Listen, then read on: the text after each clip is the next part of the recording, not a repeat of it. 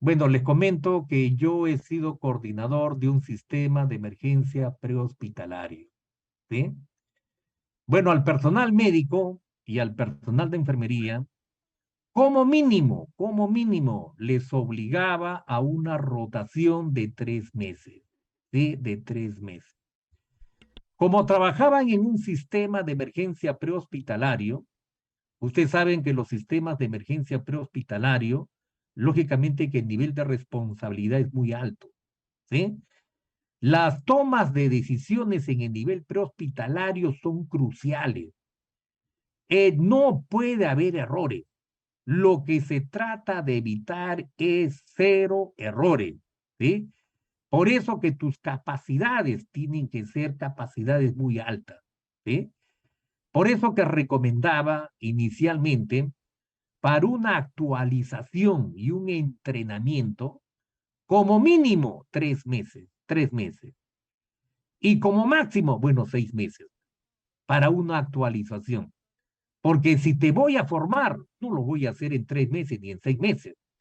Si te voy a formar especialista en emergencias y desastres, lógicamente que lo adecuado sería de 2 a 3 años. Pero no te estoy formando. Se supone que cuando tú trabajas en un sistema de emergencia, ya estás formado. Lo único que tengo que es capacitarte, entrenarte, perfeccionarte. Entonces, esa capacitación, esa actualización, ese perfeccionamiento es entre 3, mínimo 3, máximo 6. Entonces, esa es una actualización. Por eso que hace poco tuve la oportunidad de visitar, no, algunas regiones de nuestro país, visité la región Arequipa, no, tuve la oportunidad de conversar con un grupo de colegas y justamente también les hice el hincapié, ¿sí? ¿Qué se requiere? Se requiere fortalecer las competencias profesionales tanto en el manejo de las emergencias, tanto intra y extrahospitalarias, ¿sí? Pero una cosa es la formación, otra cosa es la capacitación y otra cosa es el perfeccionamiento, ¿sí?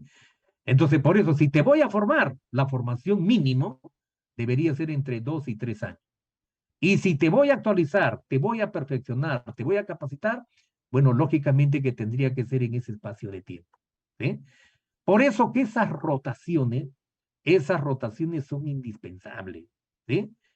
Necesariamente, a veces el Ministerio de Salud lo considera y a veces lamentablemente no lo aplica. Entonces, tenemos que aplicar lo que está establecido, ¿sí? Muy bien.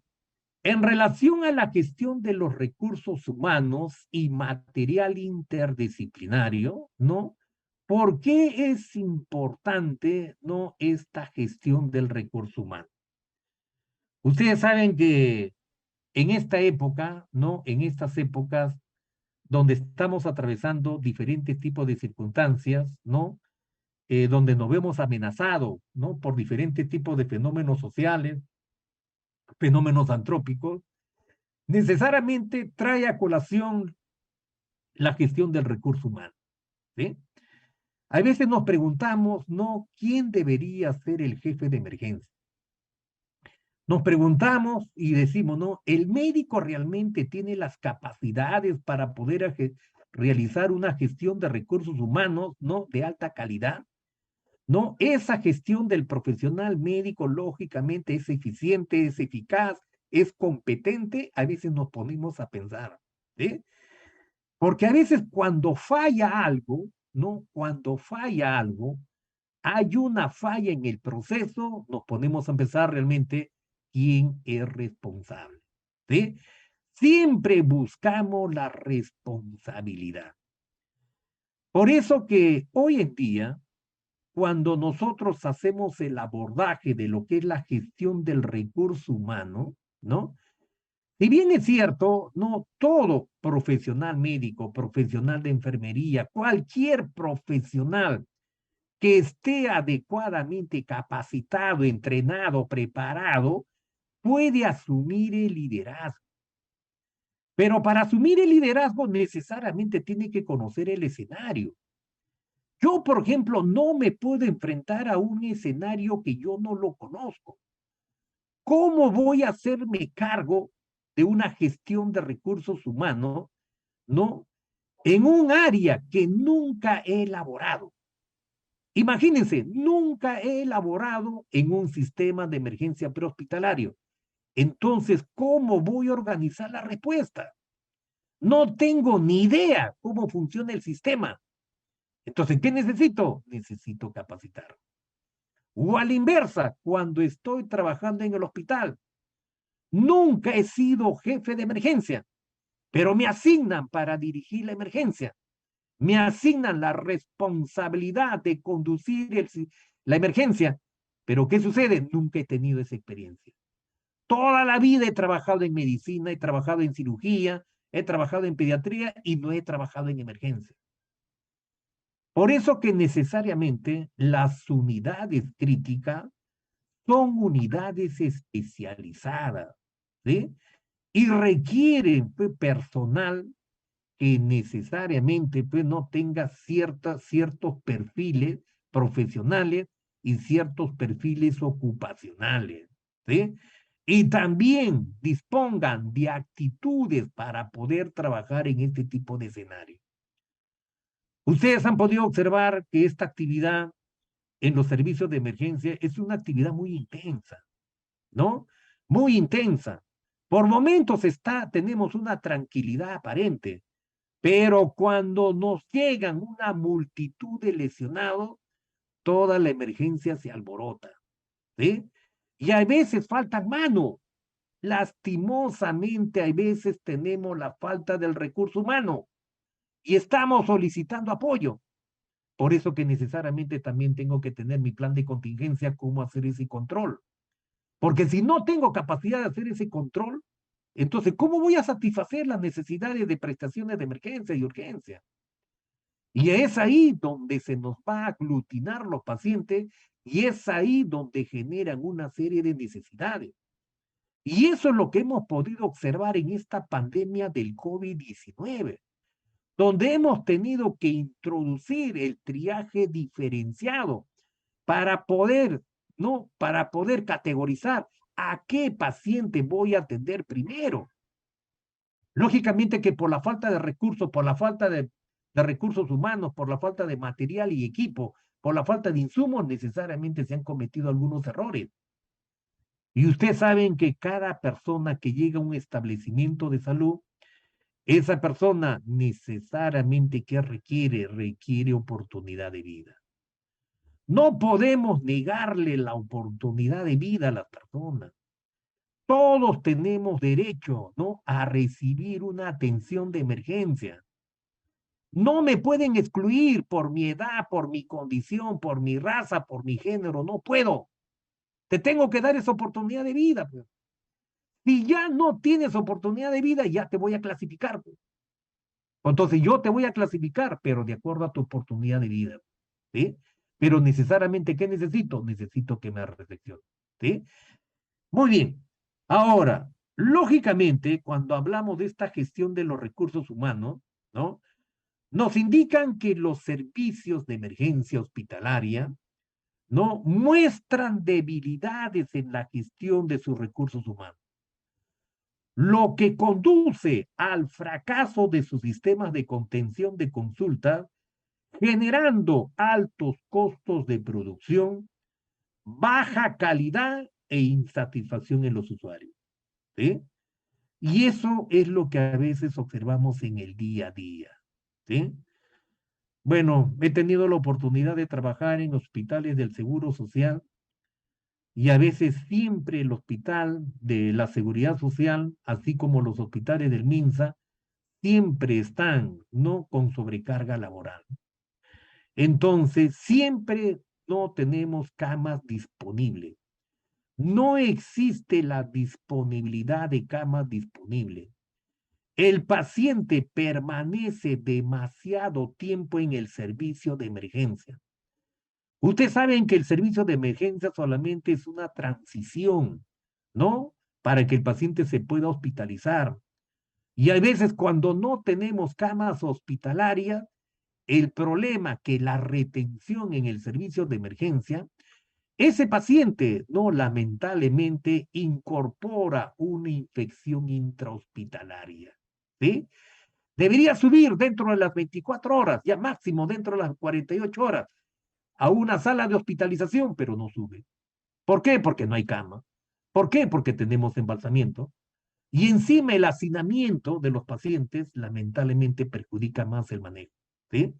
Y hay veces es donde se va a desvirtualizar, ¿no? Estas prestaciones de salud, ¿sí? Muy bien. Entonces, ¿qué es lo que tenemos que hacer? Lógicamente que para poder optimizar esta gestión de los recursos humanos, indican que se tiene que privilegiar el valor del capital humano, ¿sí?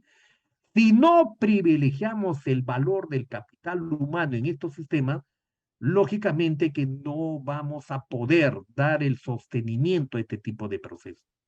Acuérdese que todo este sistema de triaje está centrado en el capital humano. ¿Quién te mueve todo? Te mueve el profesional de la salud, el médico, el personal de enfermería. Ustedes saben que los pilares de un hospital es el profesional médico y el profesional de enfermería. El resto de profesionales son profesionales que complementan la intervención. Pero ¿quiénes son los pilares? El profesional médico y el profesional de enfermería. Entonces, necesariamente, para poder optimizar y evitar la insatisfacción de los usuarios, necesariamente tenemos que organizar. Por eso que a veces cuando hacemos, ¿no?, discusiones, porque necesariamente pues tenemos que hacer, ¿no?, reuniones de coordinación. En esas reuniones de coordinación, lógicamente que no solamente es para llevar problemas, solamente en esas reuniones uno lo que debería hacer es llevar alternativas de solución. Yo debería llevar propuestas, cómo mejorar, porque si yo llevo problemas y no llevo alternativas de solución, no voy a poder solucionar. Si yo soy parte del problema, yo estoy conviviendo en el día a día con el problema. Sé que todos los días tengo necesidad de camas hospitalarias. Todos los días necesito mayor disponibilidad de material, ¿no? De material médico quirúrgico. Necesito, ¿no?, incrementar, ¿no?, personal en áreas críticas. Y si no dispongo, ¿cómo controlo? Porque tampoco pues, no puedo indicar de que realice con lo que tengo, voy a realizar todo lo que puedo hacer. Tampoco no es así. Entonces, necesariamente esto requiere un análisis más exhaustivo para poder viabilizar los procesos, ¿sí? Por eso que es importante que todos pensemos de que todos somos necesarios. Todos somos necesarios y todos somos, no, tenemos un criterio lógico para poder solucionar los problemas. Necesariamente requiere a veces la integración de los equipos de respuesta, ¿sí? Por eso que a veces cuando trabajamos en forma desunido, no nos integramos en equipo, no hacemos el trabajo en equipo, las cosas no van a resultar bien, ¿sí? Por eso que tenemos que integrarnos. Una forma de poder solucionar todo este tipo de situaciones es el trabajo en equipo, ¿sí? Entonces tenemos que fomentar necesariamente el trabajo en equipo, no queda otra cosa. Y tiene que ver, ¿no?, una participación colectiva. Tú me ayudas, yo te ayudo. Entonces tiene que haber, ¿no?, un sinergismo para poder ayudarnos entre nosotros mismos y solucionar los problemas que nos afligen. Entonces, eso sería parte de la solución. Muy bien. Ahora, dentro de la gestión, también nos indican que la unidad de triaje genera la necesidad de planificar, analizar los puestos de trabajo, especificar y describir los cargos, seleccionar, inducir, motivar, capacitar, desarrollar, ¿no?, aprendizaje continuo al personal de emergencia. Para hacer todo este proceso, lógicamente, pues, se requiere que el personal esté involucrado, ¿sí? Una cosa es que esté comprometido y otra cosa es que esté involucrado. Cuando tú te comprometes, tú dices, no, lo voy a hacer, si deseas lo haces, si no, no lo haces, ¿no? Pero cuando te involucras, ahí sí es diferente. Cuando te involucras, tú te estás compenetrando con el problema, te estás identificando con el problema. ¿Por qué? Porque lo ves como una necesidad potencial. Entonces, ¿qué requiero? Requiero justamente el compromiso y también el involucramiento. ¿Sí? ¿Cuáles son las limitantes que tenemos? Cuando queremos cambiar algo, queremos no modificar algo, queremos optimizar los procesos. ¿Cuál es la gran limitante que tenemos en la gestión de recursos humanos? No la disponibilidad de tiempo. Lamentablemente, la disponibilidad de tiempo es un factor que influye de una manera significativa en este tipo de capacitación. ¿Sí? Por eso que necesariamente hay veces se recomienda la acción de desprendimiento. Yo sé que tu tiempo es vital, tu tiempo es oro, pero si tú no participas, si tú no participas, el problema es muy diferente que tú estés presente a que alguna persona te transmita el mensaje. Ustedes saben que tenemos falla en la comunicación y a veces el mensaje no se recibe en su totalidad. Entonces, ¿qué requiero? Si queremos hacer algo, si queremos optimizar, necesariamente se requiere participación. ¿Sí? Por eso que a veces siempre recomendamos buscar el tiempo. ¿Sí? Cuando nos proponemos, a veces encontramos el tiempo. Pero cuando no deseamos, lamentablemente nunca vamos a encontrar el tiempo. Y una de las grandes debilidades es eso. Cuando no coordinamos, cuando no nos reunimos, cuando no homologamos, no podemos llegar a ningún consenso. Es difícil cambiar algo, porque solo no vamos a poder direccionar todos los procesos. Por eso que en un hospital, ¿no? En un hospital, centrar, ¿no? A todas las autoridades es complicado. Por eso que necesariamente a veces se reúnen las cabezas y a veces las cabezas lamentablemente no están bien orientadas. El triaje supone una mejora en la calidad de los procesos para satisfacer las necesidades del paciente. Es prioritario satisfacer primero al paciente interno, al cliente interno, para luego satisfacer al cliente externo. Entonces, ¿qué tienes que hacer? ¿A quién tienes hospitalizados? A varios pacientes. Esos pacientes, lógicamente, si nosotros queremos que tengan satisfacción, porque lógicamente que ahora también se habla bastante de la calidad de las prestaciones de salud, ¿sí? Y ese es el cliente, lógicamente, que te va a recomendar, ¿sí? Entonces, ¿qué tenemos que hacer nosotros? Satisfacer primero a nuestro cliente interno y después tenemos que satisfacer a nuestro cliente externo. Entonces, para eso necesariamente tengo que hacer una serie de actividades, ¿sí? El objetivo mayor es que a través del personal, de una adecuada administración de personal, se logre disminuir los tiempos de espera, ¿sí? Optimizar el recurso cama, adecuar el consumo de los insumos y los recursos del servicio a las reales necesidades de la demanda, mejorando así el comportamiento de las personas y disminuir el estrés laboral, evitando factores desmotivadores, y también tenemos que adecuar el clima laboral y minimizar el riesgo de conflictos personales. ¿Sí? Ustedes saben que necesariamente te tengo que dar facilidades para el cumplimiento de tus tareas. ¿Sí? Te tengo que estar motivando constantemente. Tengo que estar favoreciendo un adecuado clima laboral.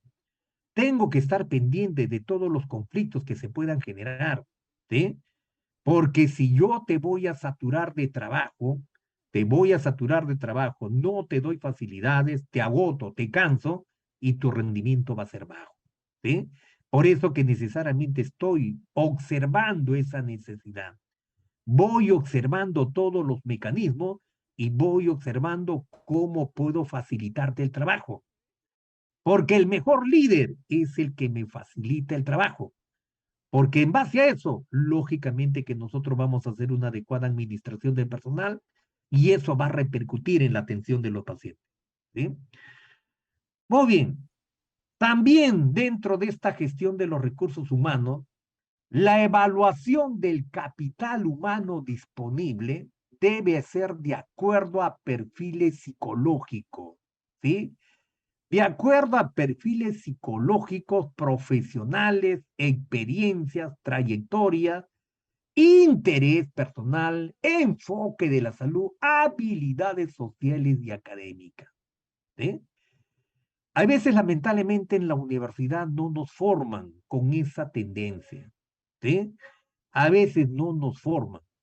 ¿Dónde aprendemos todo esto? Lógicamente que lo aprendemos en el ejercicio profesional. ¿Sí? Entonces, necesariamente tenemos que sembrar esta cultura de vida, ¿no? En el capital humano. Si no sembramos, lamentablemente, pues no vamos a cosechar. Entonces, ¿qué queremos? Queremos que desarrollar estas habilidades, ¿no?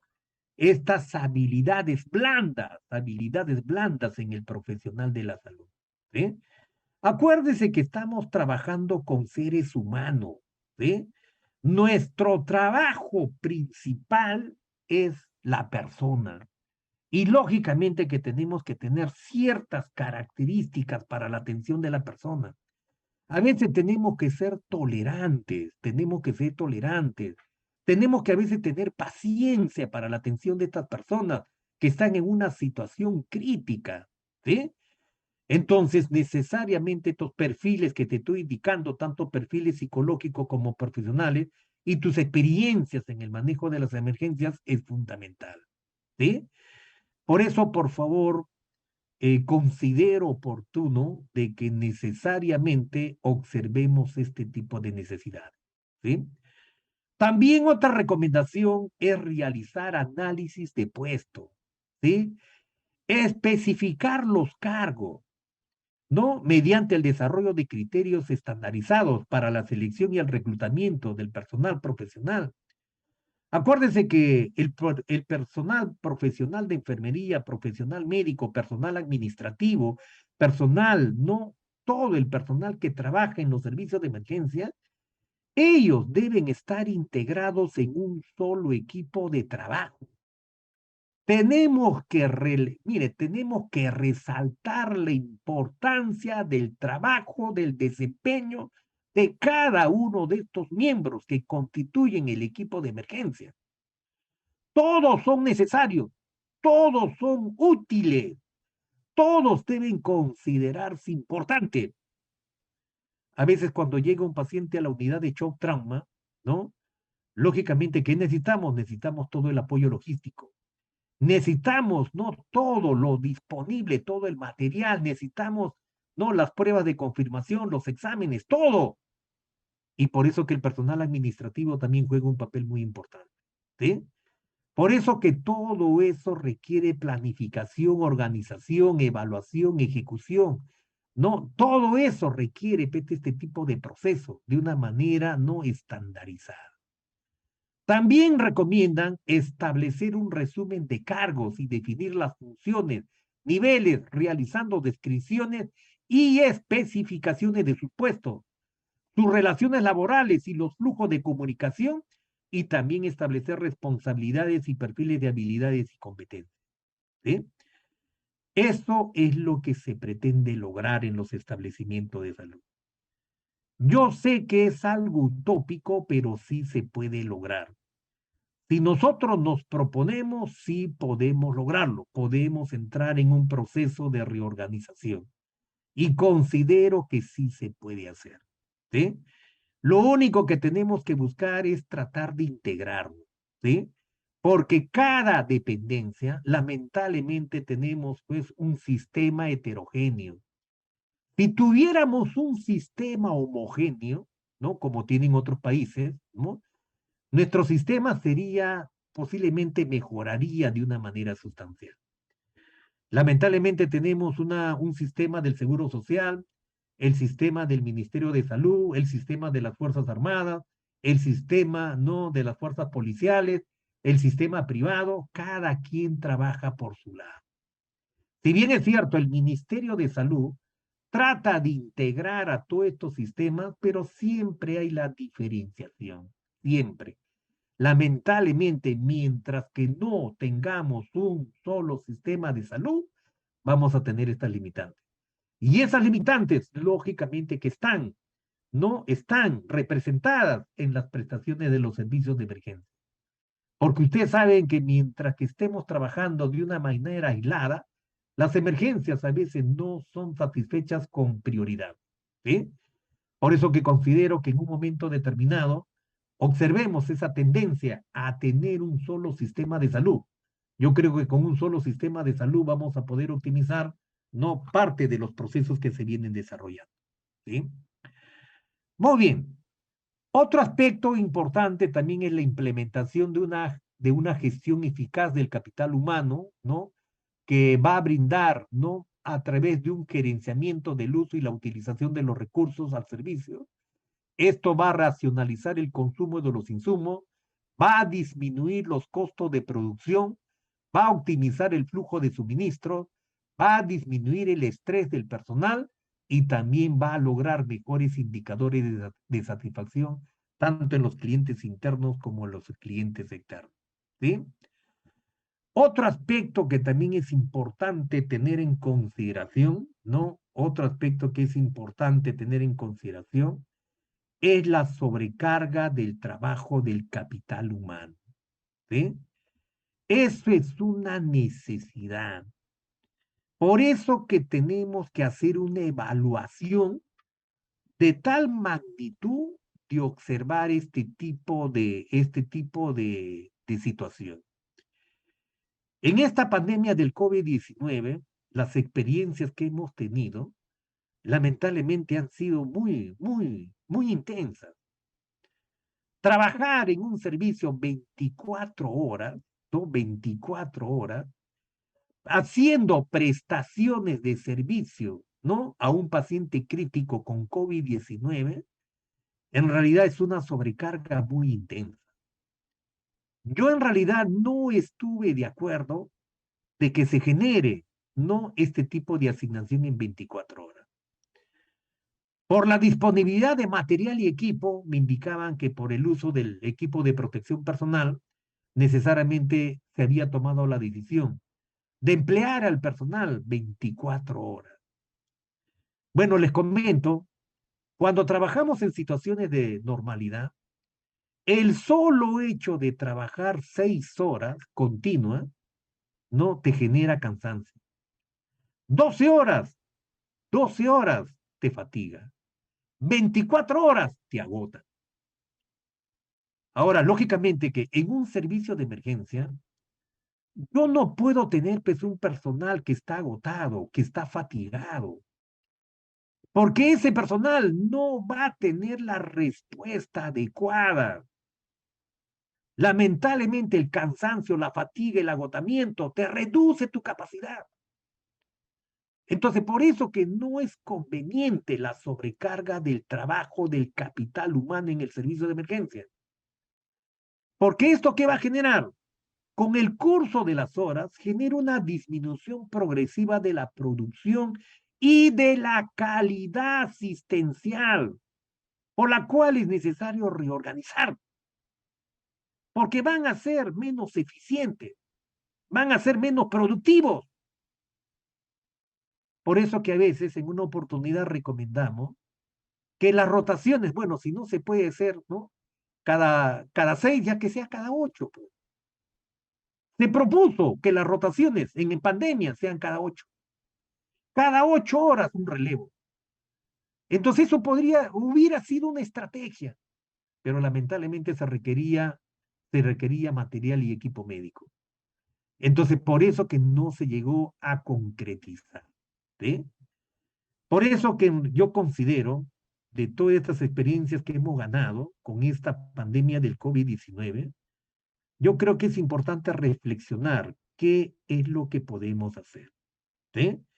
Porque necesariamente vamos a tener otras experiencias. Esta ha sido una experiencia muy significativa, la pandemia del COVID-19. ¿No? Nos ha desnudado, nos ha hecho ver nuestra propia realidad en su conjunto. Hemos visto nuestras fortalezas, pero también hemos visto nuestras debilidades. ¿Y dónde hemos encontrado? Lo que hemos encontrado son más debilidades que fortalezas. Entonces considero que es importante reflexionar y poder observar, ¿no?, cómo podemos hacer un proceso de mejora continua, ¿sí? Y por ello yo considero que tú te tienes que involucrar en este tipo de trabajo, ¿sí? Es una necesidad impostergable que tú te involucres. No podemos ser islas. Si vamos a seguir siendo islas, trabajando de manera independiente, ¿no? Porque el hospital es como tu casa. Tú velas por la seguridad, por la integridad, por la funcionabilidad, por la operatividad. Es lo que tenemos que aprender a conservar. Y eso es lo que menos hacemos. Entonces necesitamos justamente una participación más activa, más decidida. Y con eso vamos a cambiar muchas cosas. Muy bien. Hasta acá alguna pregunta, por favor. ¿Alguna inquietud? ¿Algún comentario? Te escucho. ¿Algún aporte?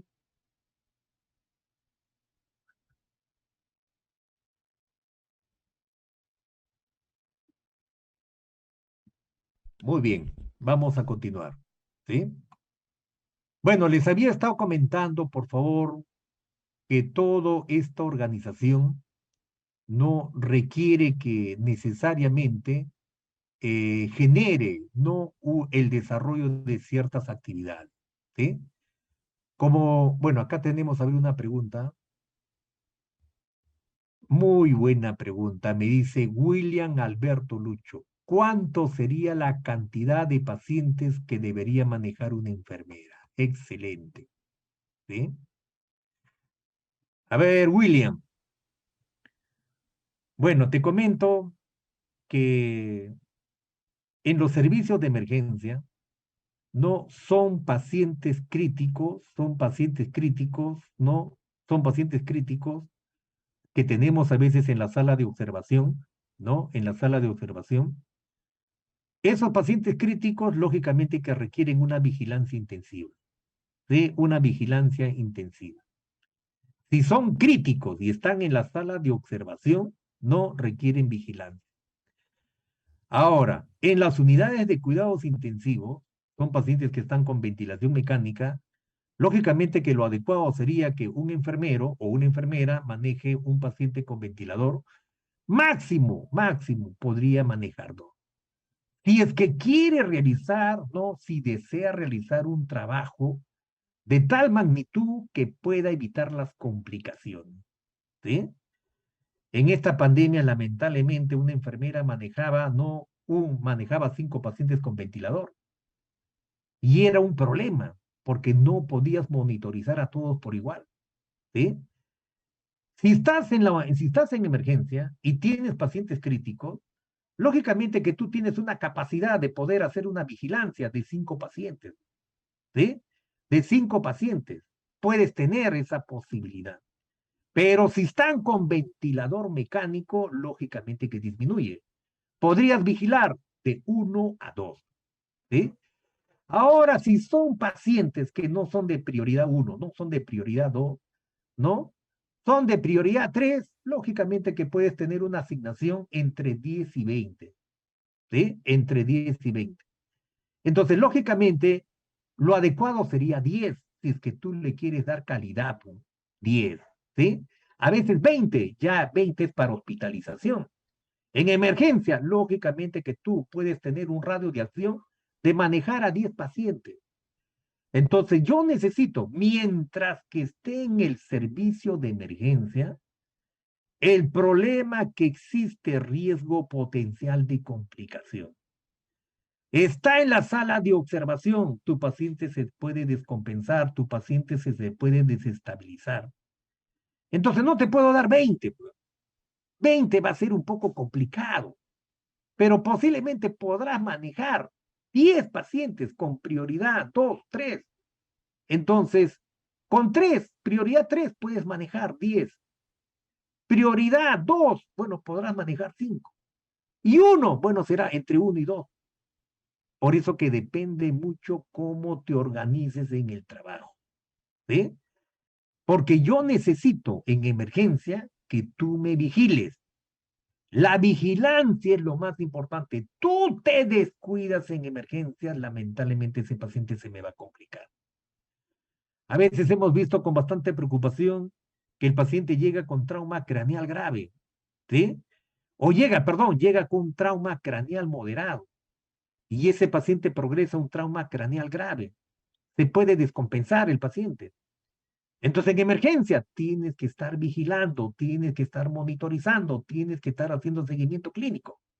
Un descuido, el paciente se nos va. ¿Sí? O a veces el paciente nos hace parada cardiorrespiratoria. Inmediatamente tenemos que estar trasladando a la unidad de shock trauma para la reanimación. Entonces tampoco no te puedo dar la sobrecarga de trabajo. ¿Sí? Muy buena pregunta. Muy bien. Entonces, habíamos indicado que en este proceso, ¿no? Lógicamente que es interesante que todos los involucrados estemos adecuadamente comunicados. La comunicación es importante, es vital, ¿sí? Tenemos que tener canales de comunicación abierta. La información es vital. Por eso que necesariamente para todo este tipo de procesos tengo que optimizar el proceso de admisión, el registro médico, los registros de apoyo, no todo el personal que esté involucrado.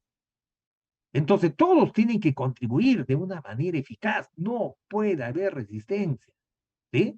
Entonces todos estamos facilitando la comunicación. A veces me preguntan algo. Si no conozco, debo decir, voy a investigar, ¿no? Porque tampoco no puedo dar pues una respuesta inadecuada. Estoy trabajando en el área, si no conozco, digo, voy a investigar. Nunca digas que no conoces. Voy a investigar. La palabra mágica es voy a investigar, voy a preguntar, voy a indagar, para que no se rompa la cadena de comunicación. ¿Sí? Porque si somos responsables de un área, lógicamente que esa cadena de comunicación tiene que continuar, tiene que seguir, ¿sí? Y por eso que necesariamente se requiere todo este tipo de coordinador, ¿sí? Entonces, ya hemos indicado en todos estos procesos, ¿no? Que realizamos tanto a nivel intra como en el extrahospitalario, ¿no? Hemos observado que se requiere establecer un sistema de clasificación de triaje en base a una necesidad, no a la gran demanda de consultas, a la saturación que sufren los servicios y que pueden perturbar una inadecuada relación entre la oferta y la demanda. ¿Sí? Por eso que tenemos que hacer un plan de descongestión. ¿Cuáles son los beneficios del triaje? Bueno, para los pacientes genera el beneficio de recibir una evaluación inicial por el personal de enfermería, ¿no? Especialmente capacitado, motivado, involucrado, comprometido, acto con una actitud competente como debidamente debe estar incentivado, ¿sí? Entonces, el personal de enfermería, su papel es trascendental, es vital en este tipo de procesos, ¿sí?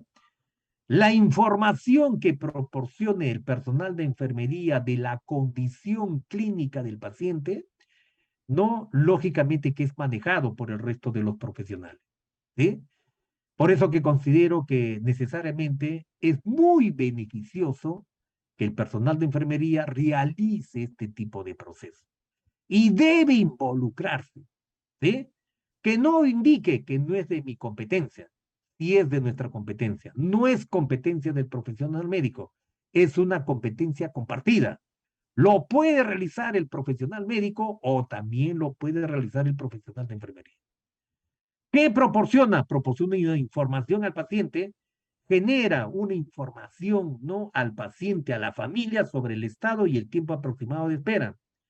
Disminuye precozmente el estrés, el nivel de incertidumbre, ¿no?, que se incrementa por la percepción de la calidad y disminuye en el paciente y la familia el estado de ansiedad, ¿no?, sobre los resultados. Ustedes han visto que en esta pandemia del COVID-19, cuántas personas esperaban, querían saber cuál era la condición de su paciente, ¿no? Querían saber si estaba mejorando, estaba empeorando, ¿sí? Querían saber si había deterioro, querían saber si habían encontrado una cama UCI, querían saber si habían podido acceder a un ventilador mecánico. Era una preocupación muy extrema, ¿sí? Y eso se generó justamente por la saturación de los servicios de emergencia, ¿sí? Considero de que esta experiencia nos sirve para qué? Nos sirve para potencializar nuestros hospitales de primer y segundo nivel. ¿Dónde llega el paciente? Llega el paciente a los primeros niveles de atención. ¿Dónde llega? Llega en el primer nivel, a ese establecimiento de salud que puede ser una posta o un centro de salud. Entonces, ahí donde tenemos que identificar primeramente al paciente. Ahí se debe categorizar al paciente. No podemos permitir que el paciente llegue catastróficamente mal, a un nivel 3, a un nivel 4. Entonces, ¿qué queremos? Queremos el fortalecimiento de los hospitales de primer y segundo nivel. Porque es ahí donde está el problema. Ahí está. Es ahí donde tenemos que clasificarlos, seleccionarlos y categorizarlos. Entonces, de ahí empieza. Porque cuando ya llega a niveles más altos, lamentablemente ese paciente está complicado. Y justamente lo que queremos es que el paciente no se complique. Entonces queremos hacer todos los esfuerzos que sean necesarios, pero lastimosamente a veces existe esa resistencia, ¿sí? Tenemos que cambiar de actitud, tenemos que cambiar de mentalidad. No pensemos que los hospitales, los hospitales grandes, de tercer y cuarto nivel, son los que tienen solución al problema. No es así. La solución está en los primeros niveles. Debemos enviar a los hospitales de cuarto, tercer nivel, pero solo aquellos que requieran. No me estés enviando pacientes que no requieran. Se supone que tú tienes capacidad resolutiva en los hospitales de primer nivel, ¿sí? Por eso que en una emergencia masiva no tenemos que observar ese tipo de tendencia.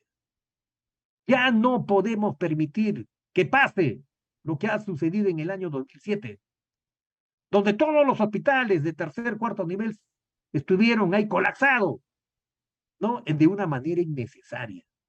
Entonces tenemos que ordenarnos para poder satisfacer esta demanda masiva, ¿no?, que se pueda generar por fenómenos naturales o por fenómenos antrópicos, ¿sí?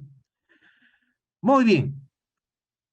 Otro beneficio, también es importante hacer mención, que disminuye la congestión del servicio, mejorando el flujo de los pacientes, genera una información útil para la orientación de los recursos y también mejora los indicadores de gestión en los servicios, ¿sí? Todo eso está establecido, ¿no?, en las estrategias sanitarias que tiene el Ministerio de Salud, ¿sí?